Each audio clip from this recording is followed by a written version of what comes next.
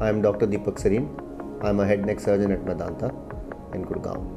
And today we will talk about how smoking and alcohol are related to head neck cancers. So when we talk of head neck cancers, essentially in our country a large proportion is mouth cancer. But it also includes cancers that arise in your throat or in your voice box or in your food passages. Now we know that tobacco and alcohol both contribute to head and neck cancers. And in tobacco, in our country, we use both chewed and smoked tobacco as compared to the Western world, where mostly smoking is the prevalent form of tobacco usage. If you compare tobacco and alcohol head to head, by and large the risk is slightly greater than with tobacco than with alcohol, although both will contribute significantly to development of head and neck cancer. Scientifically speaking, there have been analysis to see what is the risk of cancer development in those who only smoke, only take alcohol, or those who do both. And we know the effect is multiplicative. So in one population-based study, for example, the risk of smoking increased cancer by 3 times, the risk of alcohol by further 3 times, and the two together was 9 times general population risk. Yes, I think again medical data is fairly clear that there is variation based on the quantity of use.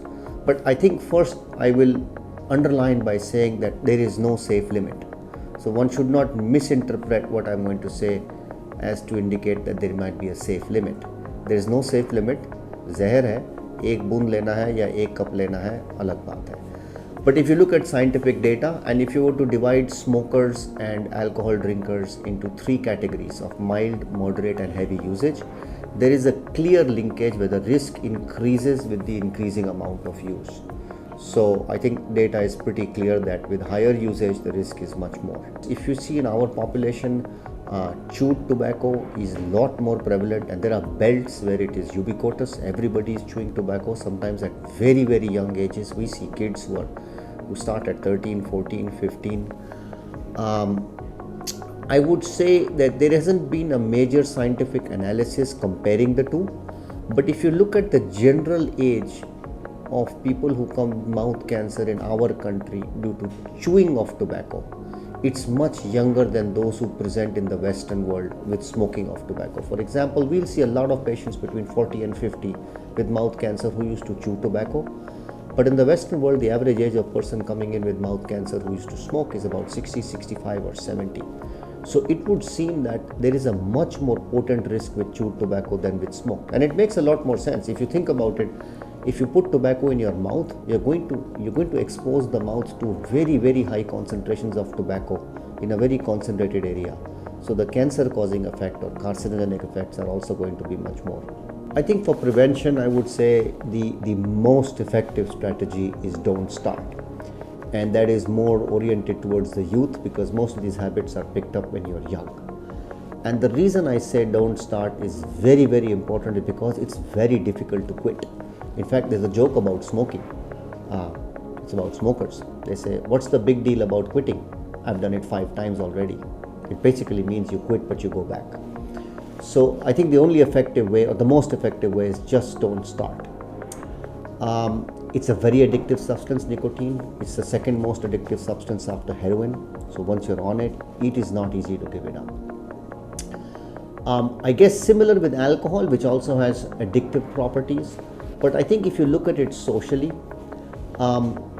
smoking to me is a bigger evil, because there is still a fair amount of social acceptance for tobacco intake. For example, you see somebody smoking outside an office building, or in a restaurant outdoors, or while walking down the street. You would look at it and you would look away. But you wouldn't look away if somebody was acting drunk on the street. So the social acceptance for tobacco intake is a lot more than it is for saying being drunk in public. So I think that's why it's a lot more dangerous, much more addictive, more socially acceptable. And once you're on the habit, it's not easy to let go. Plus it's the more potent cancer causing of the two. So to me, if you want to prevent this cancer, is just eliminate tobacco use in society, and 80% of head neck cancer will be wiped out. It's completely preventable.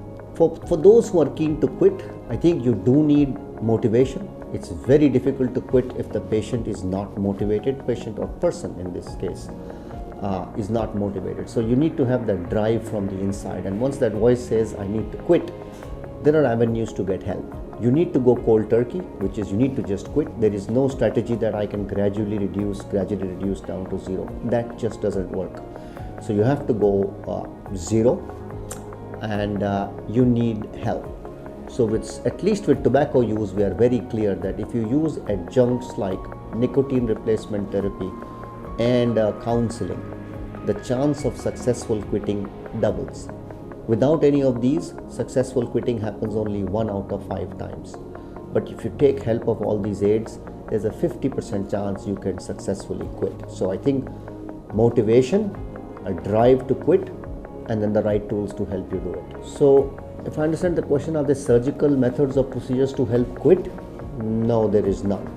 Are there medicines that can help? Yes, there are. Like I said, for tobacco, there is nicotine replacement therapy. There are some other drugs that can give you a very bad effect if you consume alcohol while you're on them, and they can be used as preventive strategies, sort of like a negative reinforcement. So there's definitely help, and that's why you need professionals. If the problem is bad, you need a professional to guide you through it, and that would really help.